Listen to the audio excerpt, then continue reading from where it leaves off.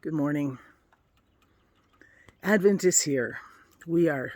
This is now our second week of Advent. Our setting our sights on preparing our hearts, opening our eyes to how God is present in our lives. When I was in the convent, one of the unique things that took place when you're in training was something called Visiting Sundays. This was a time where once a month, your family of origin could come for a visit. You could spend some time together, maybe have some refreshments, chat, talk, and then they'd go home. My family of origin is very, very close.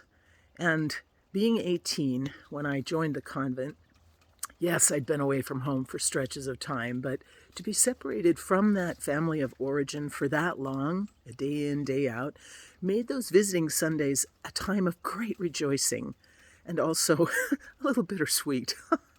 There was never enough time. My family always came first, earliest, and left last.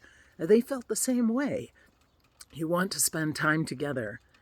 Now, the thinking is behind this logic is that perhaps you are teaching the young sisters to detach from their preferences and detach from their original sources of support so that they begin to turn their loyalties more to the religious life and also to the sense that the comforts of this world are perhaps not the ones that you need to focus on the most, to keep your eyes on what else God is doing in your life. And if you're too preoccupied, it's not going to work. So for better or worse, right? That was the lesson. Well, I've talked to a lot of you in these weeks since Thanksgiving, and you felt very much the same. Many of you have talked about your family visits and your meals together, and that there just wasn't enough time. You wanted more time to laugh and eat and inquire and observe and enjoy one another's company. And it left you feeling longing for more.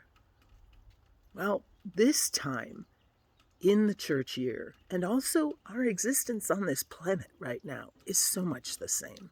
There is a very appropriate parallel. We are here now in the current moment, and we are not yet in the company of God the way we long for. We see one another in family gatherings, and yet we don't have enough. Advent and the season of Christmas that follows is about beginning to taste, beginning to realize that there is more. That what we see and what we touch in this world really will always leave us longing for a deeper union from our family of origin, the Trinity, the ones to whom we belong and have belonged over the centuries before we were ever given a body. So what are you doing with this in-between time? This time of now but not yet?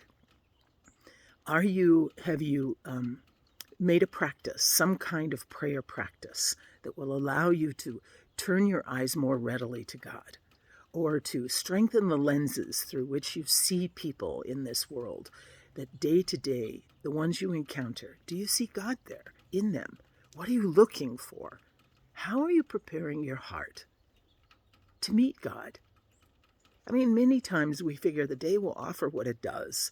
We're just happy enough to get out of bed, have our breakfast, cup of coffee, if that's what it is, and off to work or off to our chores, or if we're retired, off to the next wonderful project.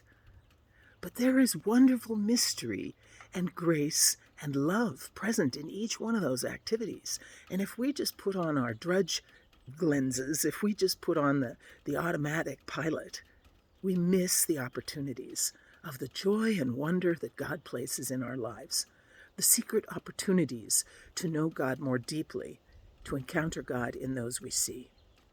So in this next week of Advent, this in-between time, this time of now and not yet, the promise of the coming of the one who loves us deeply is present in every moment of the day. How will I see God? How will I recognize Jesus? I'm ready. Dear God, make my heart ready.